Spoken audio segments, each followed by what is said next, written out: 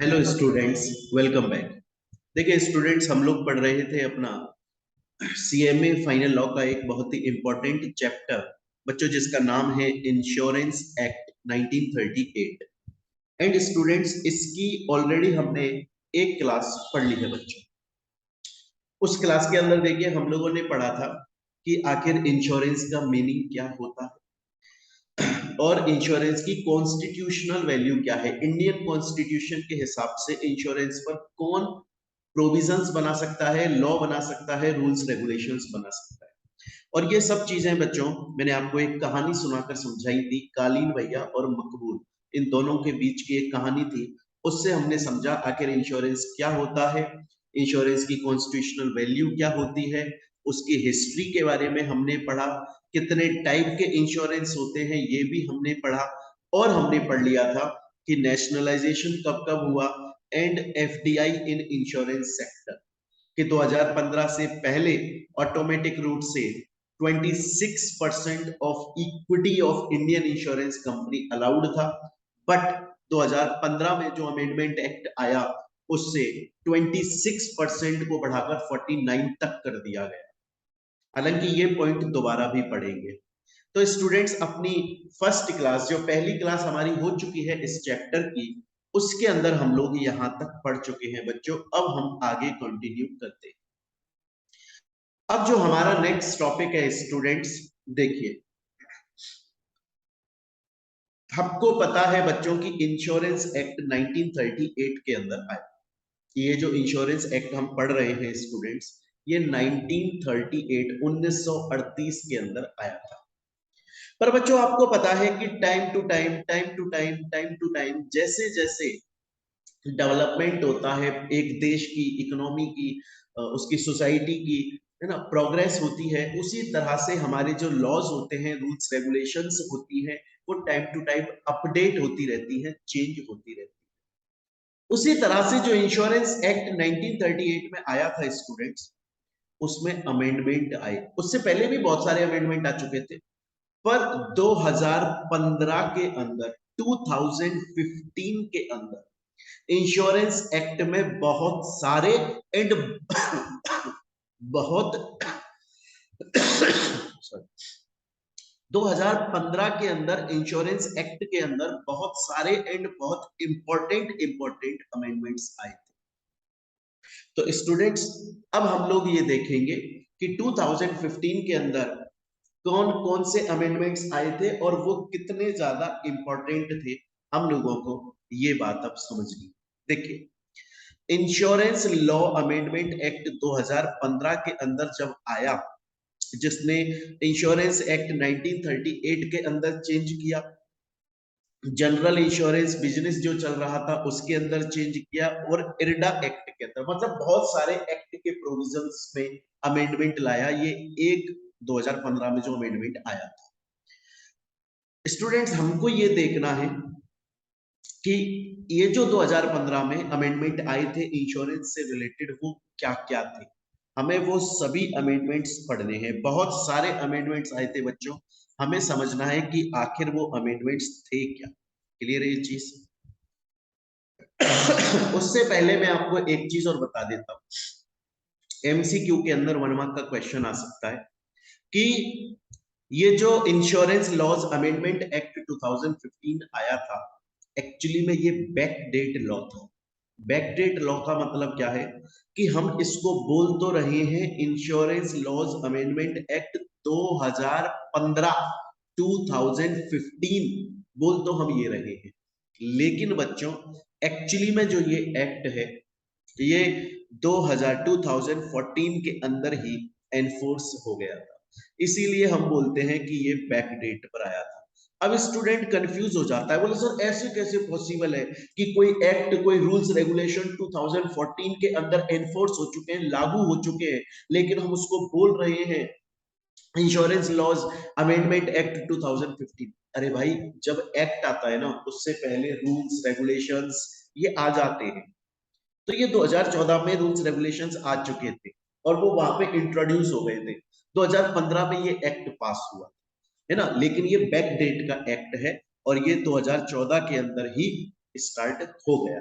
आपको ये बात याद रखनी है। अगर बाई चांस एमसीक्यू के अंदर 1 मार्क का क्वेश्चन आ जाता है तो याद रखिएगा, ये जो इंश्योरेंस लॉज अमेंडमेंट एक्ट 2015 है बच्चों, ये बैक डेट का एक्ट है, ये 2014 के अंदर ही एनफोर्स हो चुका।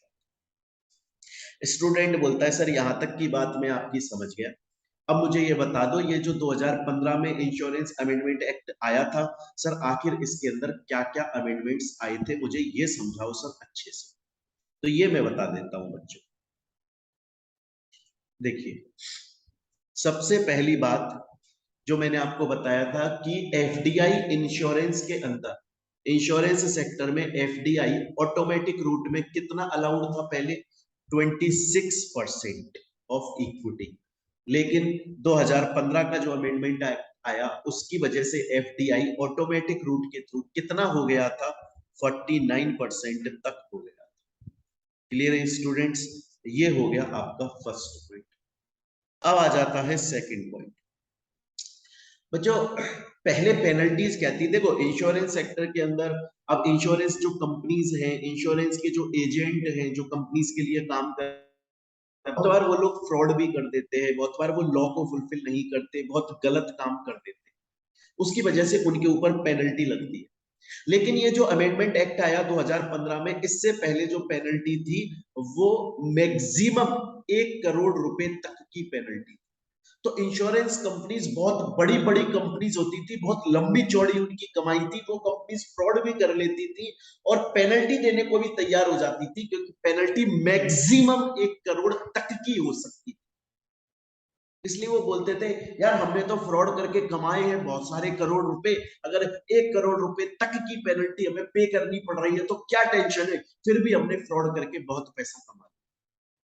लेकिन कंपनी, ये जो इंश्योरेंस लॉज अमेंडमेंट एक्ट 2015 आया, इसने बोला कि अब जो पेनल्टीज का अमाउंट है वो मैक्सिमम 1 करोड़ तक नहीं रहेगा, बल्कि पेनल्टीज का जो अमाउंट है वो 1 करोड़ से 25 करोड़ कर दिया गया, मतलब पेनल्टी भी बढ़ा दी गई। अब अगर सपोज कीजिए कोई भी एजेंट या इंश्योरेंस कंपनी फ्रॉड करता है तो फिर उस पर जो मैक्सिमम पेनल्टी लग सकती है वो 25 करोड़ रुपए तक की लग सकती है। तो बच्चों अभी तक हमने दो मेजर अमेंडमेंट्स पढ़ लिए इंश्योरेंस लॉज अमेंडमेंट एक्ट 2015 के। पहला कि भैया 2015 से पहले इंश्योरेंस सेक्टर में ऑटोमेटिक रूट से 26% तक एफडीआई अलाउड थी, लेकिन 2015 अमेंडमेंट एक्ट जब आया तो ये 26% की लिमिट कितनी हो गई, 49%। सेकंड, जो इंश्योरेंस कंपनीज है, एजेंट है, वो कभी भी कुछ भी गलत कर रहे हैं, फ्रॉड कर रहे हैं, तो भैया उन पर जो मैक्सिमम पेनल्टी थी, मैक्सिमम पेनल्टी वो 1 करोड़ रुपए तक लग सकती थी, लेकिन अब वो 25 करोड़ रुपीज हो गई। तो हमने दो अमेंडमेंट्स पढ़ लिए। अब आ जाता है थर्ड। देखिए बच्चों,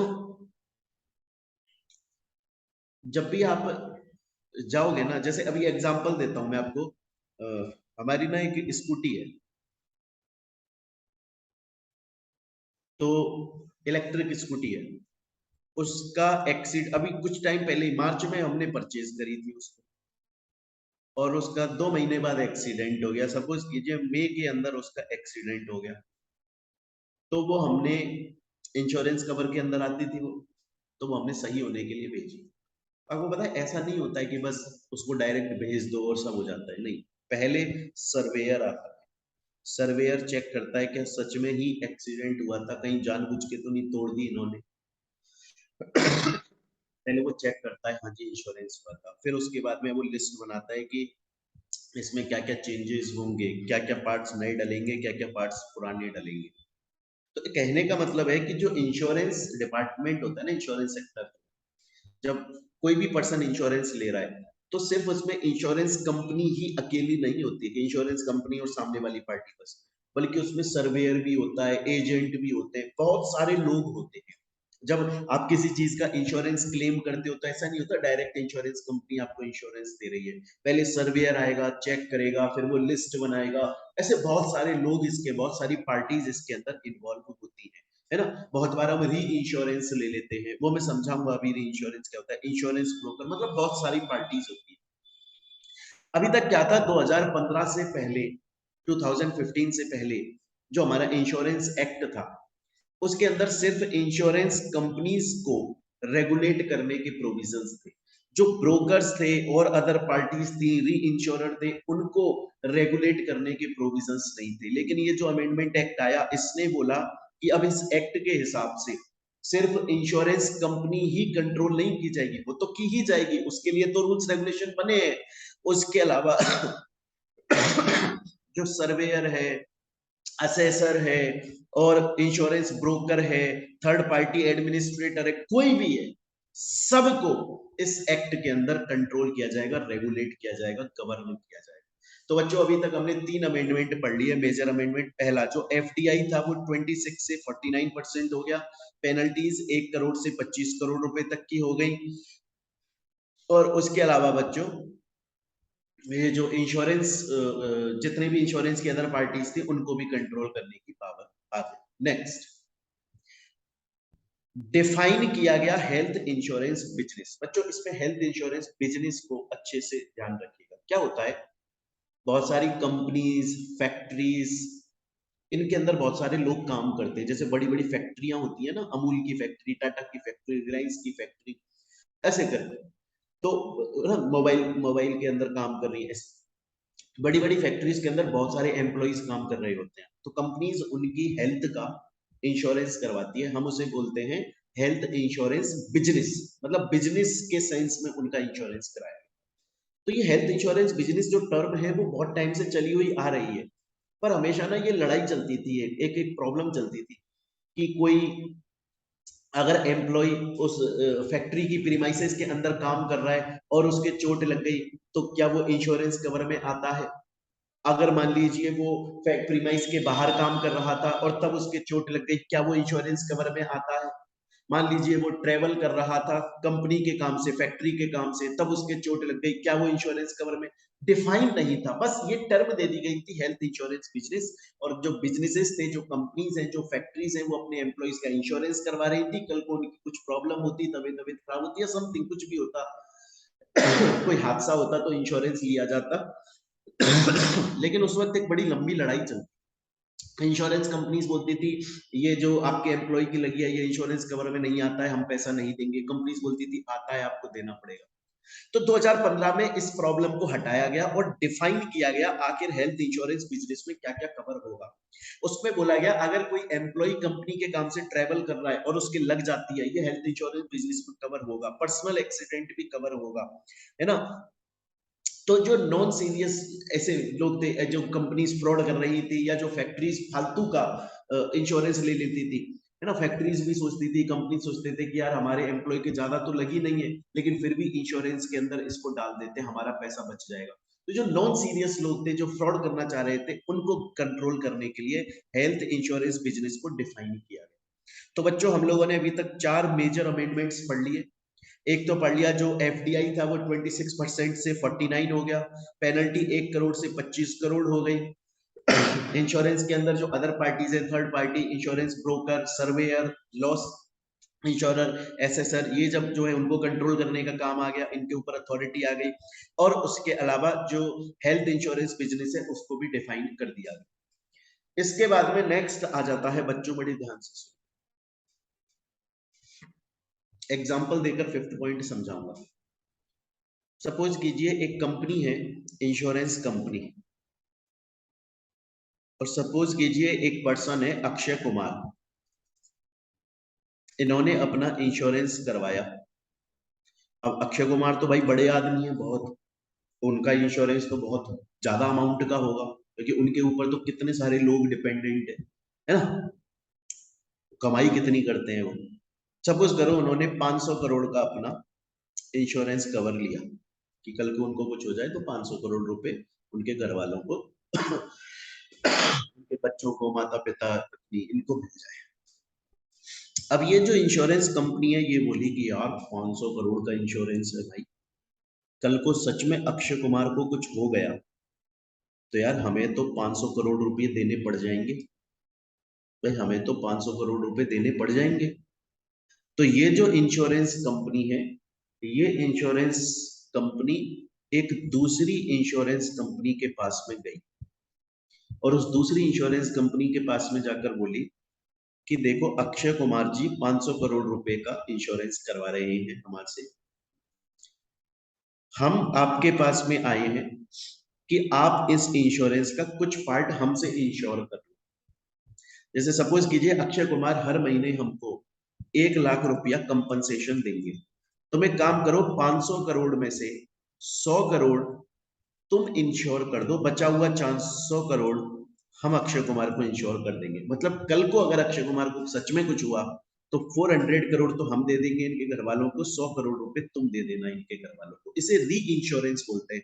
मतलब ऑलरेडी इंश्योरेंस अक्षय कुमार एक कंपनी से ले चुके हैं, लेकिन वो कंपनी खुद दूसरी कंपनी इंश्योरेंस कंपनी के पास में जाकर बोल रही है कि हमने जो इंश्योरेंस दिया है हम उसको आपसे साझा करना चाहते हैं, कंट्रीब्यूट करना चाहते हैं आपके साथ में, उसको री इंश्योरेंस कराना चाहते हैं, इसी री इंश्योरेंस को। अब इसमें 100 करोड़ का जो प्रीमियम, भाई अक्षय कुमार तो पूरा का पूरा प्रीमियम इसको दे रहे, लेकिन उसमें से प्रिपोर्शनेट करके 100 करोड़ पे जो प्रीमियम बनता है ना वो ये इसको देगी कि हम प्रीमियम का इतना पार्ट तुमको दे दिया करेंगे और कल को इनको कुछ हो जाता है तो 100 करोड़ तुम दे देना इनके घर वालों को, बचा हुआ 400 करोड़ हम दे देंगे। क्वेश्चन ये आता है कि क्या ये कंपनी पूरा का पूरा 500 करोड़ इनसे री इंश्योरेंस करवा सकती है? 100% नहीं, 100% री इंश्योरेंस नहीं करवा सकती, कुछ पार्ट करवा सकती है, पूरा नहीं करवा सकती। ये बात भी 2015 के अंदर बताई, क्लियर है ये चीज? ये बात भी 2015 अमेंडमेंट एक्ट में बताई गई थी कि 100% नहीं करवाया जा सकता, उसे एक्सक्लूड कर रहे हैं 100%। तो बच्चों अभी तक हमने 5 अमेंडमेंट्स पढ़ लिए। एफडीआई 26 से 49% हो गई, ऑटोमेटिक रूट में पेनल्टी मैक्सिमम 1 करोड़ थी 25 करोड़ हो गई, और बाकी के जो लोग थे उनको रेगुलेट करने के लिए प्रोविजंस आ गए। उसके अलावा हेल्थ इंश्योरेंस बिजनेस को डिफाइन कर दिया गया और उसके अलावा री इंश्योरेंस के अंदर 100% की जो लिमिट है उसको हटा दिया गया। उसमें बोला गया अब री इंश्योर एक कंपनी दूसरे से री इंश्योरेंस करवा सकती है बट मैक्सिमम 100% नहीं करवा सकती, उससे कम करवाना पड़ेगा।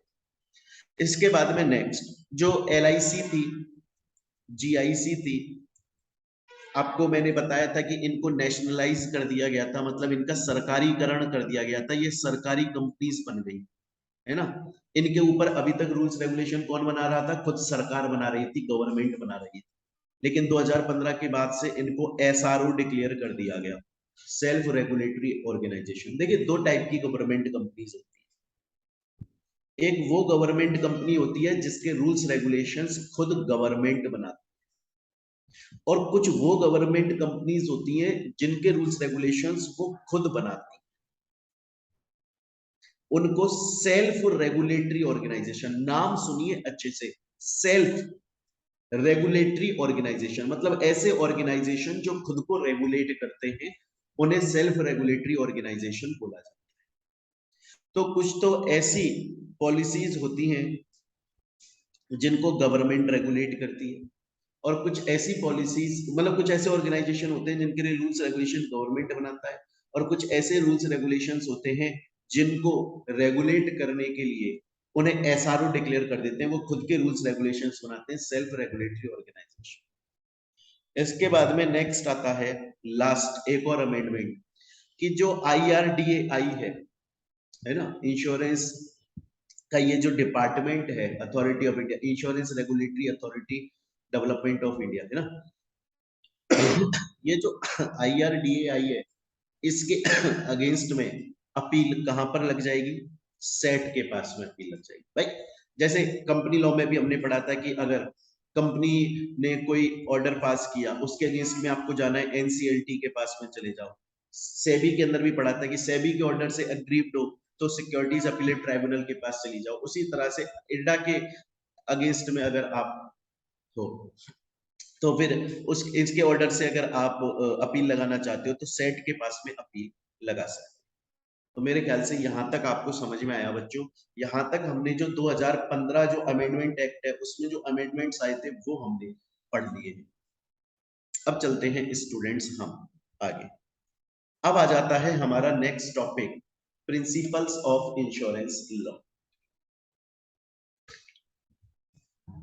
स्टूडेंट्स, अब हमारा नेक्स्ट टॉपिक है प्रिंसिपल्स ऑफ इंश्योरेंस लॉ। बहुत ही इंपॉर्टेंट टॉपिक है, इसमें से 2 बार एग्जाम में क्वेश्चन आ चुका है।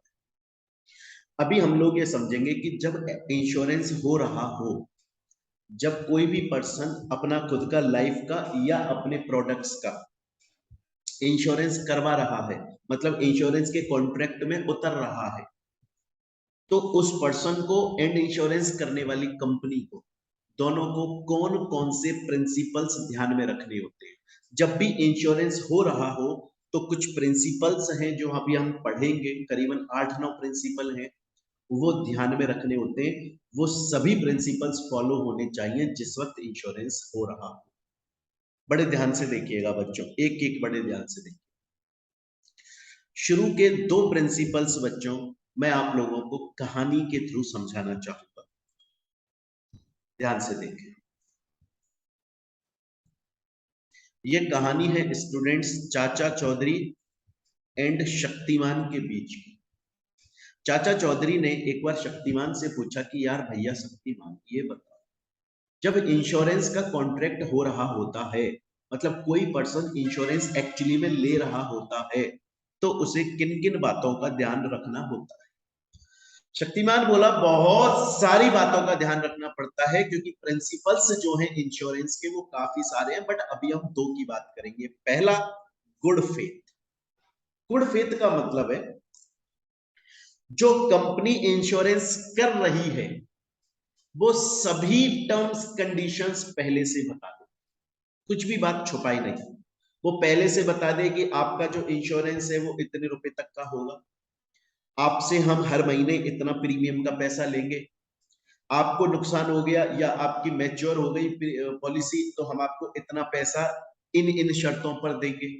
अगर आपने पहले ही अपनी इंश्योरेंस की पॉलिसी तोड़वानी चाहिए तो ये पेन, मतलब कंपनी, इंश्योरेंस करने वाली कंपनी गुड फेथ में, अच्छे इंटेंशन में, बिना किसी धोखाधड़ी के इंटेंशन से सब कुछ चीजें पहले से बता दे उस पर्सन को जो इंश्योरेंस करवाना चाहता है, ताकि वो पर्सन डिसाइड कर ले कि यार मुझे कराना है इंश्योरेंस की नहीं कराना है, क्योंकि ये सभी नियम चढ़ते हैं। कंपनी ये भी बता दे कि भैया इंश्योरेंस कराने में आपका इतना खर्चा आएगा, ये डॉक्यूमेंट बनेंगे, टोटल इतना पैसा लग जाएगा, इनके अलावा और कोई हिडन चार्जेस नहीं है, 1 रुपया एक्स्ट्रा नहीं लेंगे हम आपसे। जो इंश्योरेंस कंपनी है, जो इंश्योरेंस कर रही है, जिसको हम इंश्योरर बोलते हैं, वो अपनी तरफ से गुड फेथ में अच्छे इंटेंशन के साथ, बिना किसी धोखाधड़ी के इंटेंशन से इंश्योरेंस की सभी बातें एकदम क्लियर कट पहले ही बता दे इंश्योरेंस।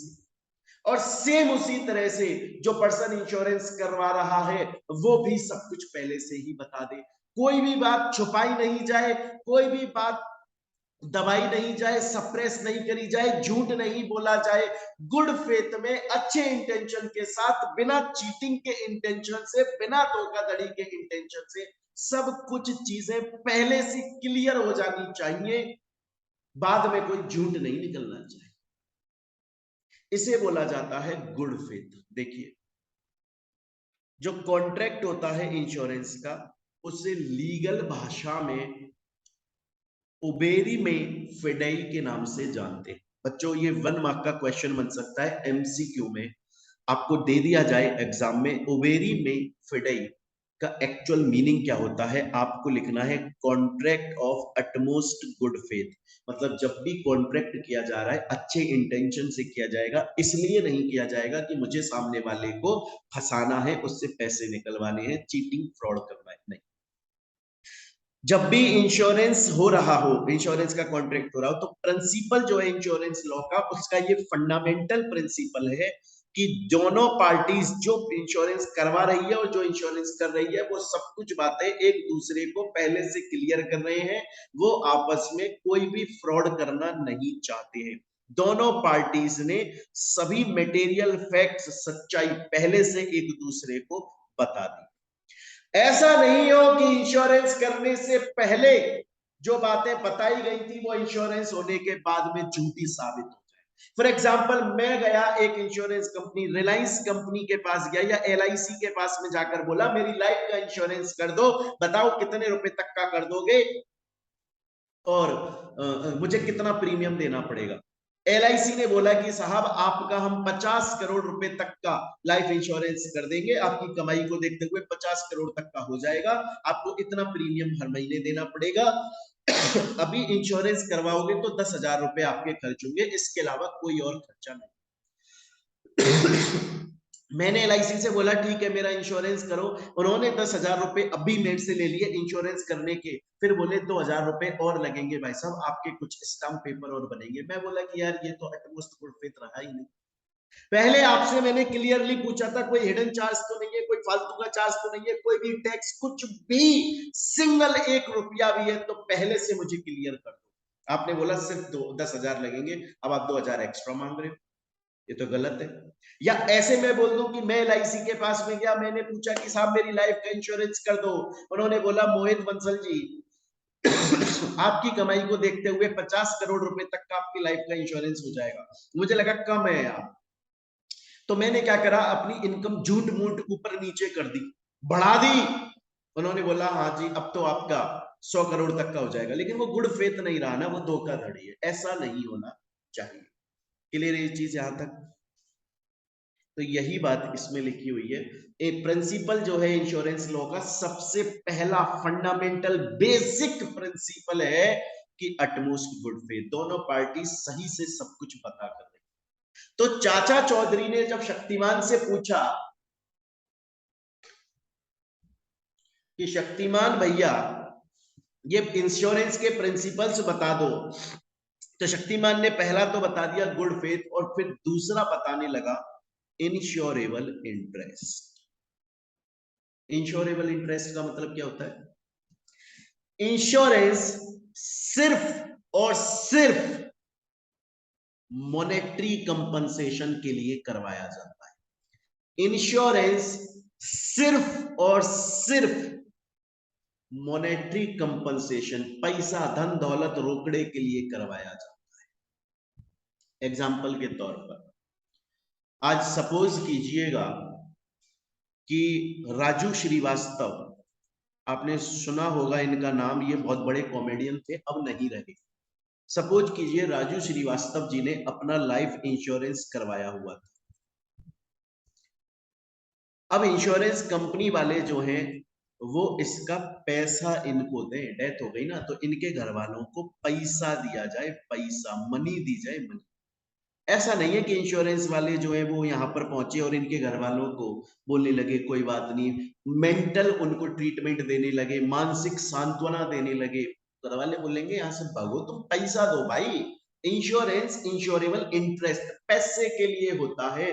मुझे मॉनेटरी कंपनसेशन चाहिए, मुझे मेंटल कंपनसेशन नहीं चाहिए, मुझे फिजिकल कंपनसेशन नहीं चाहिए।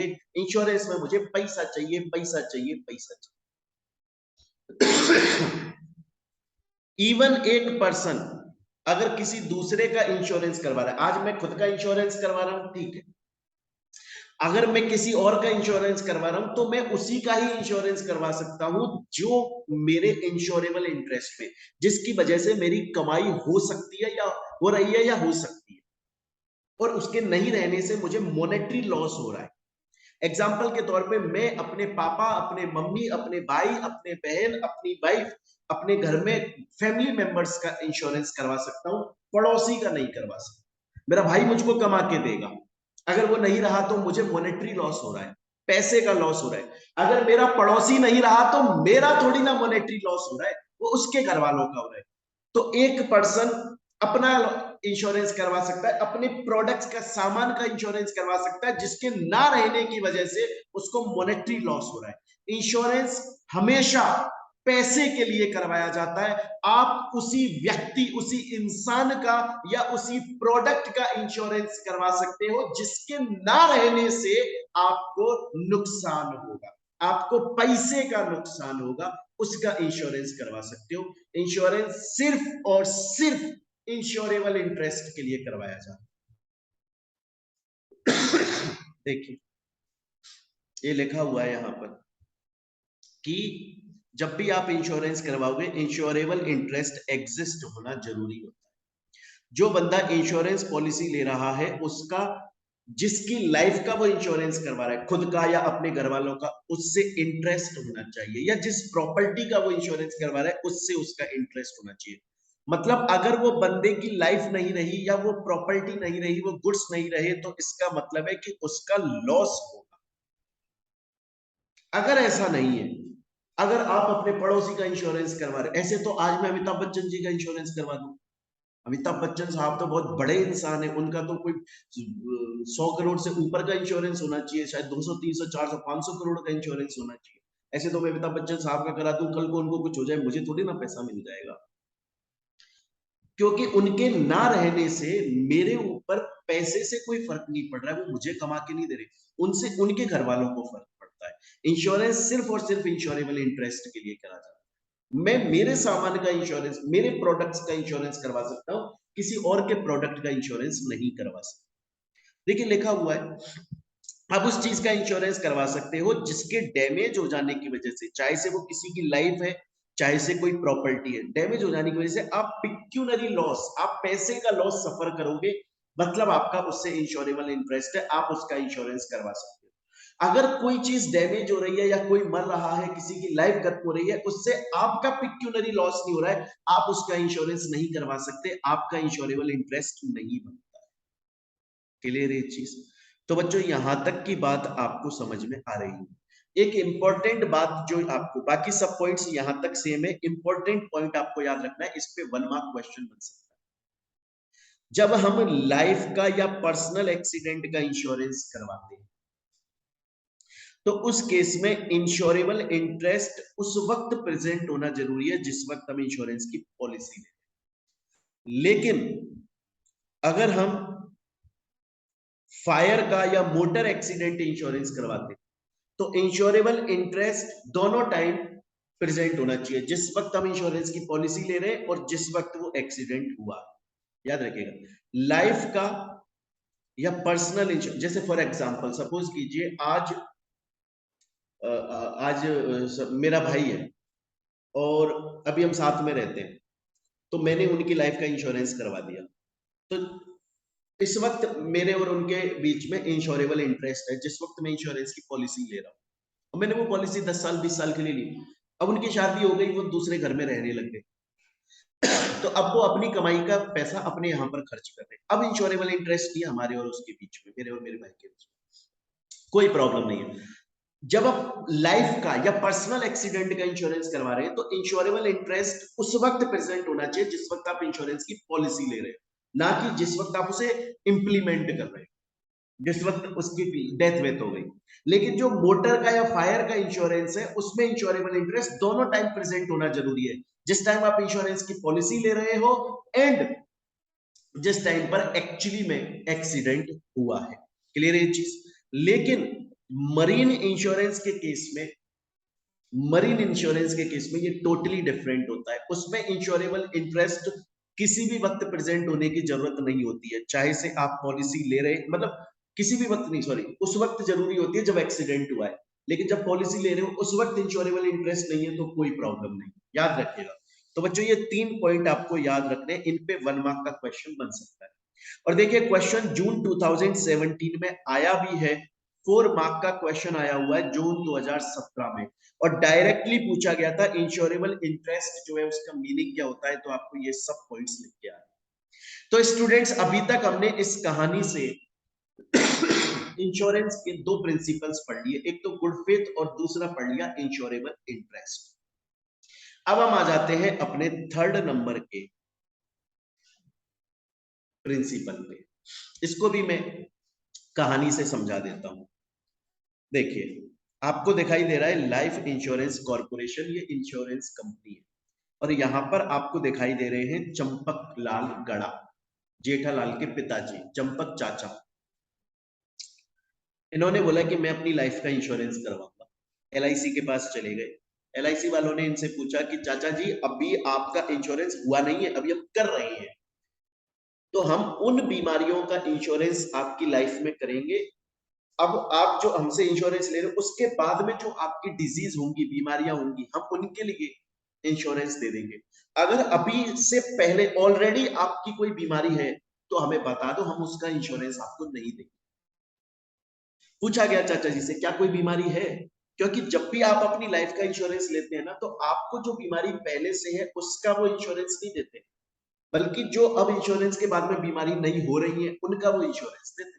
तो पूछा गया चाचा जी से, चाचा जी बोले मुझे कोई डिजीज विजीज नहीं है, मैं एकदम बहुत ही ज्यादा फिट आदमी हूँ और मेरे को कोई डिजीज नहीं है, ऐसा उन्होंने स्टेटमेंट दिया।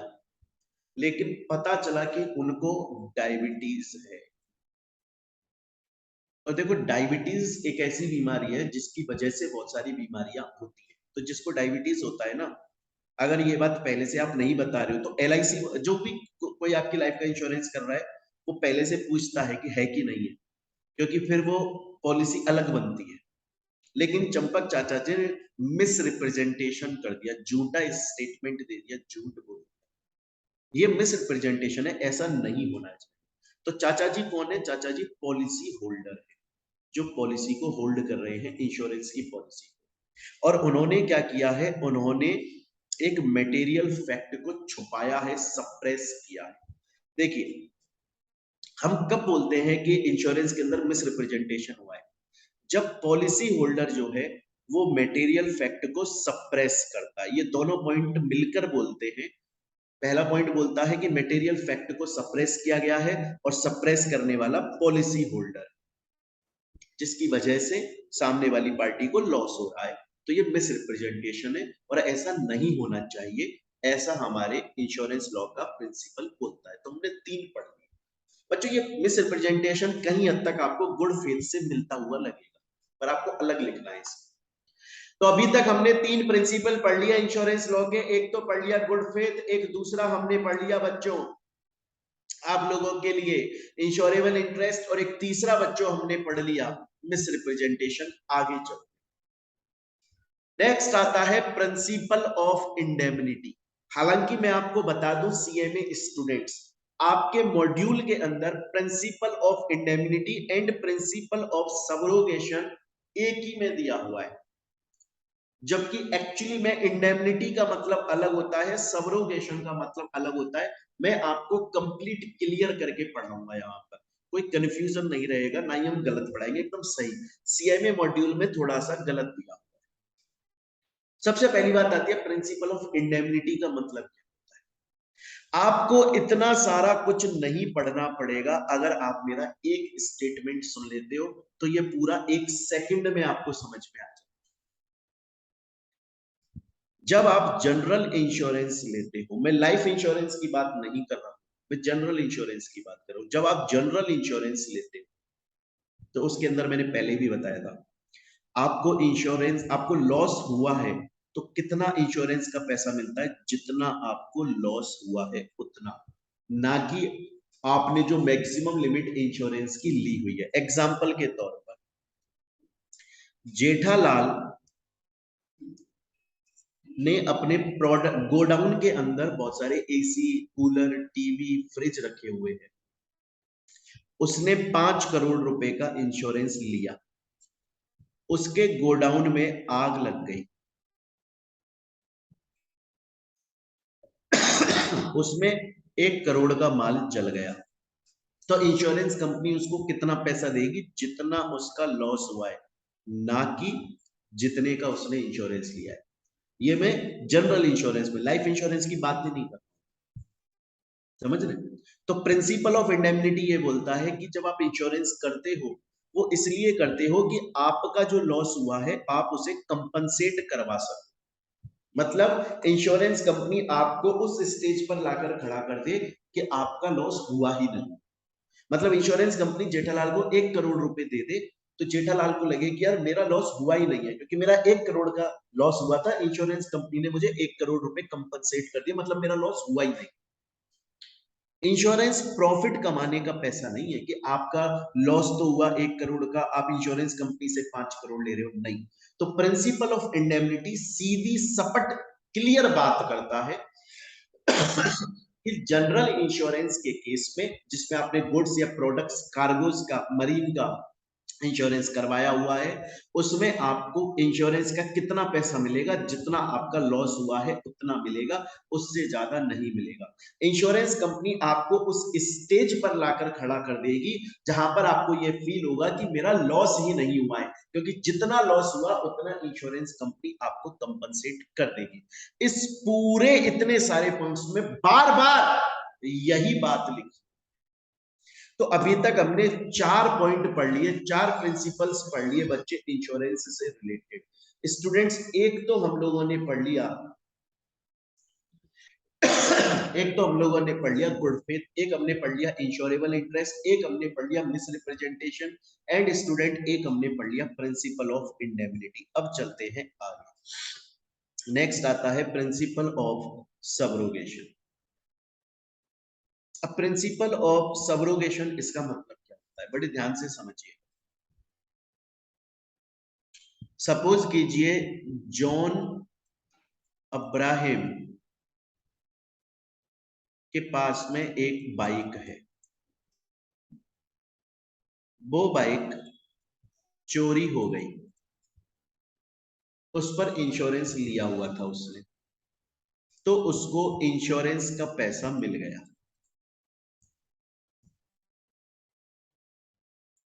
तो उसको इंश्योरेंस का पैसा मिल गया। आ रही है मेरी बात यहां तक समझ में? तो इंश्योरेंस, उसकी बाइक चोरी हो गई जॉन अब्राहम की, उस पे इंश्योरेंस था, इंश्योरेंस कंपनी ने उसको पेमेंट दे दिया जॉन अब्राहम।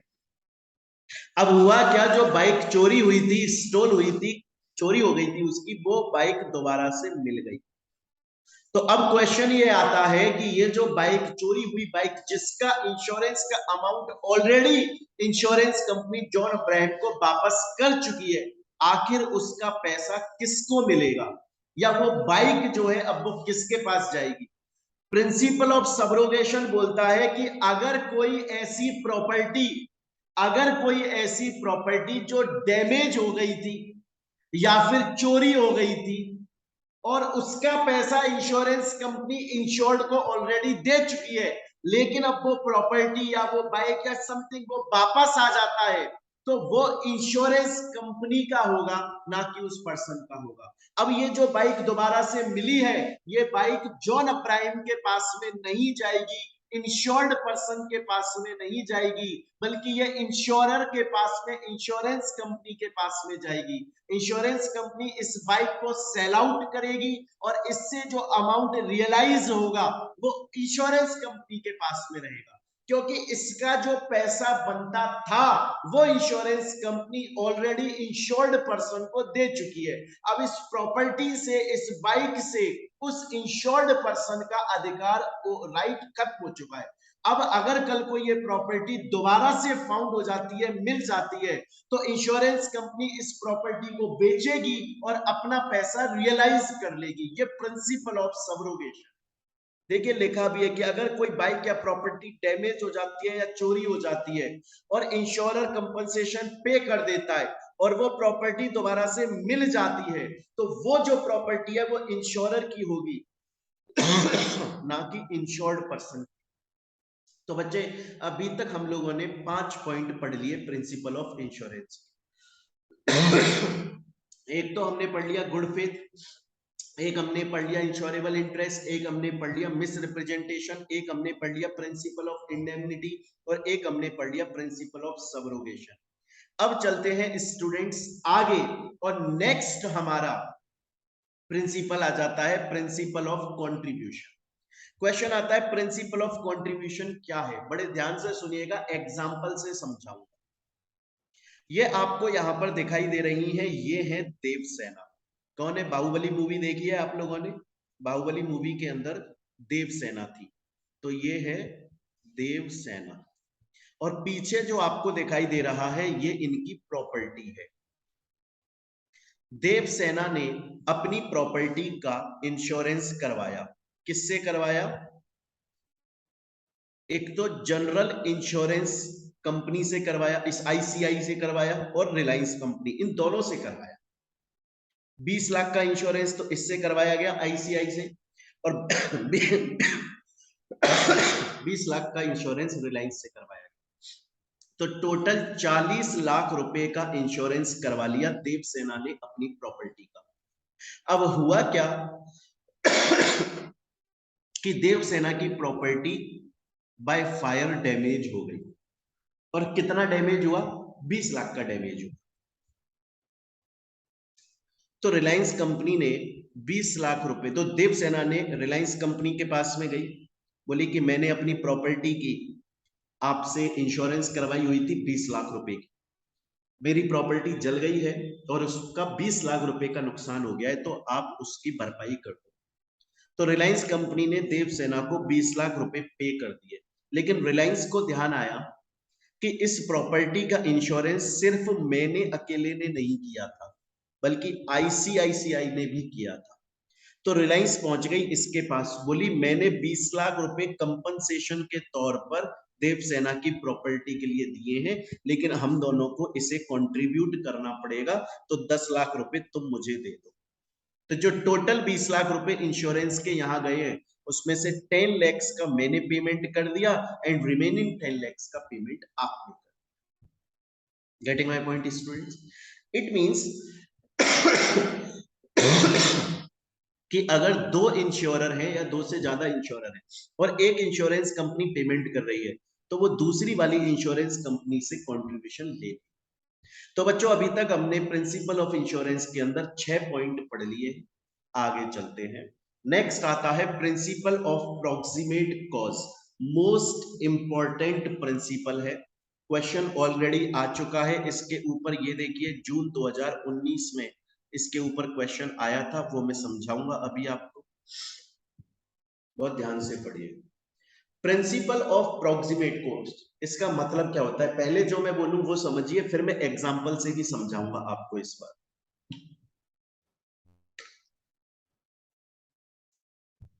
बच्चों क्वेश्चन ये आता है कि सपोज कीजिए किसी पर्सन ने इंश्योरेंस लिया हुआ है, चाहे से लाइफ का चाहे से प्रॉपर्टी का। बेसिक तो प्रॉपर्टी में बात कीजिए आप इसकी। और उस प्रॉपर्टी का डैमेज हो गया या लॉस हो गया, इंश्योरेंस कंपनी बोलती है कि यार ये जो प्रॉपर्टी का डैमेज हुआ ना, ये दो या ज्यादा कारण रीजंस की वजह से हुआ, लेकिन वो कौन सा रीजन है जो उस लॉस के बहुत ज्यादा पास में है, हम उसको एक्चुअल रीजन मानेंगे उस लॉस का। और हम ये देखेंगे अगर वो वाला रीजन इंश्योरेंस में आता है तो आपको दे दिया जाएगा पैसा, नहीं तो नहीं दिया जाएगा। एग्जाम्पल के तौर पे मैं आपको समझाऊं, अभी बच्चों आप लोग टीवी देख रहे हो ना, तो आमिर खान का एक एड आने लगा है। उसमें आमिर खान को ये बताया जाता है कि उसके पास फोन आ रहा है, उसने लाइफ इंश्योरेंस लिया हुआ है अपना, और उसमें ये बोलते हैं कि सर आप डायनासोर इंश्योरेंस भी करवा लो कि कल को डायनासोर ने आपको मार दिया तो। बहुत सारे अलग अलग इंश्योरेंस की किसी भी वजह से आपकी लाइफ में खतरा आ सकता है। सपोज कीजिए आमिर खान ने बहुत सारे इंश्योरेंस ले लिए, लेकिन ये नहीं लिया था कि बाइक पर चलते हुए या रेड लाइट पर अगर वो खड़ा है और उसको कोई टक्कर मार जाता है। सपोज कीजिए आमिर खान बाइक चला रहा था और रेड लाइट हो गई, रेड लाइट की वजह से उसे रुकना पड़ा, समझ रहे हैं? और पीछे से एक और रेड लाइट की वजह से रुकना पड़ा, तो उसने सोचा कि क्यों ना मैं यू टर्न लेके वापस चला जाता हूँ। और एक गाड़ी आई वहां से पीछे से, और गाड़ी का टायर जो है वो अचानक से पंक्चर हो गया, और उसकी वजह से वो गाड़ी एक दीवार में जा लगी, और उस दीवार से कोई एक ईंट निकल के आई और वो ईंट आमिर खान के सिर पर लग गई। अब देखिए कितने सारे रीजन है कि वो रेड लाइट पे खड़ा था, फिर उसने यू टर्न लिया, ये भी एक रीजन है, वो यू टर्न ना लेता तो। फिर ये भी रीजन है जो गाड़ी आ रही थी उसका टायर पंक्चर हो गया। लेकिन प्रोक्सीमेट कॉज, सबसे पास वाला रीजन क्या है आमिर खान की डेथ? सबसे पास वाला रीजन है कि जो ईंट है दीवार की, जब गाड़ी उस दीवार से जाकर टकराई तो ईंट निकल के आमिर खान के सर पर लगी। इंश्योरेंस कंपनी ये बोलेगी कि चाहे से आमिर खान ने रेड लाइट पर एक्सीडेंट का इंश्योरेंस कवर लिया था, लेकिन उससे तो उसकी डेथ नहीं हुई। चाहे से यूटर्न लेने का उसने इंश्योरेंस कवर लिया था, उससे उसकी डेथ नहीं हुई। सामने वाली गाड़ी के एक्सीडेंट का उसने इंश्योरेंस कवर लिया था, उससे भी डेथ नहीं हुई। डेथ हुई है कि अचानक से कोई पत्थर या ईंट उसके आकर सिर पे भिड़ गई, क्या इसका उसने इंश्योरेंस लिया था? अगर इसका लिया था तो उसे इंश्योरेंस कवर दे दिया जाएगा, अदरवाइज नहीं दिया जाएगा। प्रॉक्सिमेट कॉज का मतलब होता है कि अगर कोई लॉस हुआ है और बहुत सारे रीजंस हैं, तो सबसे पास वाला रीजन क्या है जिसकी वजह से लॉस हुआ। एग्जांपल के तौर पे ये है कांचा चीना, और आपने अग्निपथ मूवी देखी है। कांचा चीना शिप में मुंबई से मांडवा तक, मुंबई से मांडवा तक अपने गुड्स की सप्लाई करते हैं।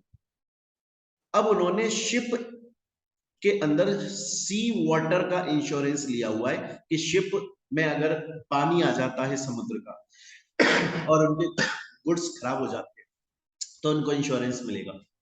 लेकिन हुआ क्या, इस शिप को रेड चूहों ने काट लिया जिसकी वजह से छेद हो गया, उसकी वजह से पानी आया और पानी ने सभी गुड्स को खराब कर दिया। अब प्रोक्सीमेट कॉज क्या है? गुड्स के खराब होने का प्रोक्सीमेट कॉज है सी वाटर, पानी का आना।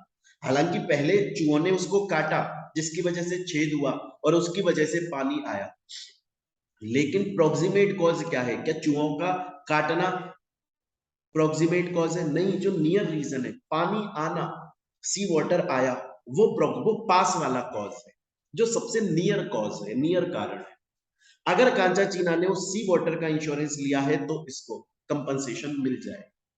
सपोज करो कि अगर इसने सी वाटर का इंश्योरेंस नहीं लिया, इसने लिया हुआ है चूहा काट जाएगा तो, लेकिन सी वाटर का नहीं लिया, तो इसको कंपनसेशन नहीं मिलेगा क्योंकि प्रोक्सीमेट कॉज सी वाटर है। तो बच्चों अब आपको ये बात समझ में आई होगी यहां तक, और ये सेम चीज यहां पर लिखी हुई है, एग्जैक्टली सेम चीज लिखी। तो अभी तक हमने 7 प्रिंसिपल्स पढ़ लिए इंश्योरेंस के। इसके बाद में नेक्स्ट आता है, वो आपको पता है कंज्यूमर प्रोटेक्शन एक्ट है, और वो इंश्योरेंस के लिए बोलता है कि सब रूल्स रेगुलेशन फॉलो होने चाहिए। एक और पर आ जाते हैं, कंडीशन एंड वारंटी। बच्चों इसको आपने CMA foundation and CMA inter में पढ़ा है, मैं आपको रिवाइज करा देता हूं। सबसे पहले आपको ये वाला जो प्रिंसिपल है इंश्योरेंस का, ये समझने से पहले आपको समझना पड़ेगा कंडीशन और वारंटी क्या होती है। देखिए बच्चों, जब भी कोई कॉन्ट्रैक्ट होता है ना, तो उस कॉन्ट्रैक्ट में कंडीशन भी होती है और वारंटी भी होती है, लेकिन कंडीशन पहले आती है, वारंटी बाद में आती है। कंडीशन मेन चीज होती है कॉन्ट्रैक्ट की। अगर कंडीशन फुलफिल हो रही है तो वारंटी का फायदा मिलता है, अगर कंडीशन फुलफिल नहीं हो रही है तो वारंटी का फायदा भी नहीं मिलता है। एग्जाम्पल के तौर पे कपिल शर्मा जो है, उन्होंने इस दुकानदार से ये ईयरफोन्स, ये नेक बैंड जो भी बोलते हो, वो परचेज किए। उन्होंने बोला कि 6 महीने तक की हम आपको वारंटी देते हैं, 6 महीने में अगर ये खराब हो जाते हैं तो आप लेके आ जाइएगा, हम इनको सही कर देंगे या नया दे देंगे। लेकिन कंडीशन ये है कि ये खुद से खराब होनी चाहिए, आप जानबूझ के फिजिकली डैमेज मत करना, काट पीट के मत करना। कपिल शर्मा कपिल शर्मा ने इनको 5 महीने यूज किया। कपिल शर्मा बोले कि यार 6 महीने होने पर आ गए, ये काम करते हैं, वारंटी का फायदा उठाते हैं, तो इन्होंने जानबूझ के यहां से इसको काट दिया। मतलब इन्होंने कंडीशन ब्रीच कर दी। कंडीशन फुलफिल होना जरूरी है, तभी वारंटी का फायदा मिलेगा, तभी ये दुकानदार ये बदल के देगा।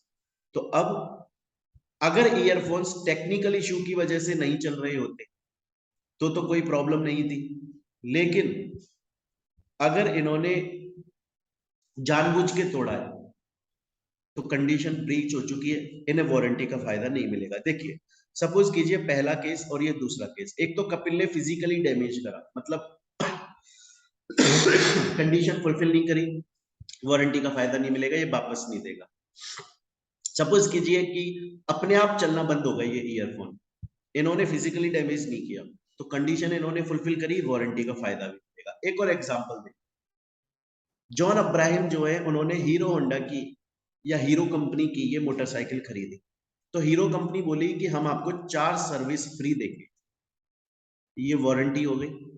लेकिन कंडीशन ये है कि जब तक आपको ये चारों सर्विस नहीं मिल जाती हैं, तब तक आप इस बाइक को किसी बाहर वाले रिपेयरिंग की दुकान पे नहीं चेक करवाओगे। अब जॉन अब्राहम ने 2 फ्री सर्विस तो कंपनी से ले ली। अब हुआ क्या, एक दिन इसके जॉन अब्राहम की ये जो बाइक है इसमें कुछ थोड़ा सा खराबी आ गई इंजन विंजन टाइप में कहीं भी, तो इन्होंने बाहर एक दुकान पे इसको सही करवा दिया। इन्होंने कंडीशन तोड़ दी, बची हुई जो 2 फ्री सर्विस है वो इनको नहीं मिली, क्योंकि कंडीशन मेन चीज होती है कॉन्ट्रैक्ट की। अगर कंडीशन फुलफिल नहीं हो रही है, कॉन्ट्रैक्ट खत्म हो जाता है, वारंटी का फायदा नहीं मिलता है। सेम बात यहीं पे आपको बताई गई है, एग्जैक्टली सेम बात ये। तो स्टूडेंट्स यहां पर हम लोगों ने टोटल 9 प्रिंसिपल्स पढ़े इंश्योरेंस के। एक तो पढ़ लिया गुड फेथ, एक हमने पढ़ लिया इंश्योरेबल इंटरेस्ट, एक हमने पढ़ लिया miss representation, principal of indemnity, subrogation, उसके बाद में कंडीशन पढ़ लिया, वारंटी पढ़ लिया। देन उसके अलावा बच्चों हम लोगों ने ये insurance and consumer protection act पढ़ लिया, प्रॉक्सिमेट कॉज पढ़ लिया। देखिए एग्जाम में क्वेश्चन भी आया है जून 2019 के अंदर, ये बताना है आपको, स्टेटमेंट दिए हुए 1 मार्क का क्वेश्चन है कि कौन सा प्रिंसिपल है। The cause for the loss must be related to purpose of insurance, proximate cause. Insurance वाला जिस चीज का हमने इंश्योरेंस लिया है उसी की वजह से अगर प्रॉपर्टी का नुकसान हुआ है वो प्रॉक्सिमेट कॉज है, आपको पैसा मिल जाएगा। अगर किसी दूसरी रीजन की वजह से प्रॉपर्टी खराब हुई है, आपने उसका इंश्योरेंस नहीं ले रखा, तो आपको पैसा नहीं।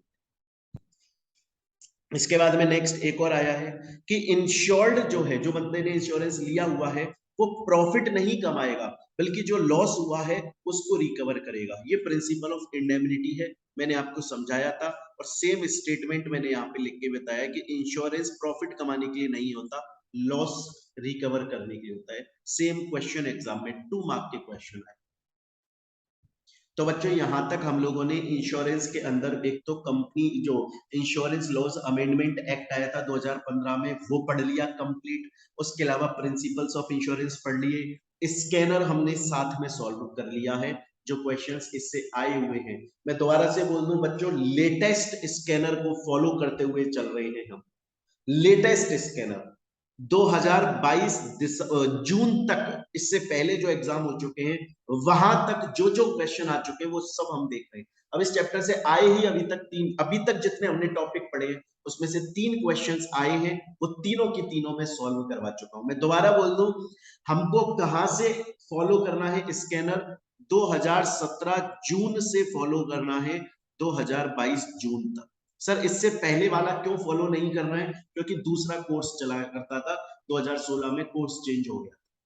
तो 2017 जून से 2022 जून तक जो जो क्वेश्चंस आए हैं वो हम हाथ के हाथ सॉल्व करते हुए चल रहे हैं। तो स्टूडेंट्स यहां तक हम लोगों ने अपना ये चैप्टर इंश्योरेंस पढ़ लिया। जिन स्टूडेंट्स ने क्लासेस परचेज की हुई हैं उनके पास में नोट्स ऑलरेडी पहुंच चुके हैं। अगर कोई स्टूडेंट इसे सोशल मीडिया प्लेटफॉर्म पर देख रहा है और वो क्लासेस परचेज करना चाहता है या नोट्स परचेज करना चाहता है, आप हमारे ऐप पर भी ले सकते हो। गूगल प्ले स्टोर पर जाकर टाइप कर दो मोहित बंसल क्लासेस, ये लोगो मिलेगा, या वीडियो के डिस्क्रिप्शन में आपको हमारे ऐप का, वेबसाइट का सबका लिंक मिल जाएगा। आप चाहो तो हमारे गूगल ड्राइव पर भी हमारी क्लासेस परचेज कर सकते हो, नोट्स परचेज कर सकते हो। इस नंबर पर आप कॉल कर लो या व्हाट्सएप या टेलीग्राम पे मैसेज कर, मेरी पूरी टीम है वो आपको बहुत अच्छे से रेस्पॉन्स देगी। आपको बता देते हैं बच्चों, जब आप हमारी क्लासेस लोगे तो आपको कंप्लीट क्लासेस मिलेगी, स्कैनर साथ में सॉल्व करवाया जाता है, एमसीक्यू मिलेंगे, और उसके अलावा आपके घर पे नोट्स की डिलीवरी होगी ऑल ओवर इंडिया। क्लियर है ये चीज। उसके अलावा बच्चों आपको ये बता दिया जाए कि हमारी फीस बहुत ही नॉमिनल होती है, पूरे इंडिया में सबसे लोएस्ट फीस हमारी चल रही है। क्वालिटी एजुकेशन है, क्लासेस मॉड्यूल कवर हो जाएगा, स्कैनर कवर हो जाएगा, एमसीक्यू की क्लासेस नोट्स मिलेंगे और कंप्लीट नोट्स आपके घर पे डिलीवर किए जाएंगे। तो चलिए मिलते हैं बच्चों अब हम अपनी नेक्स्ट क्लास के अंदर। Till then thank you, take care.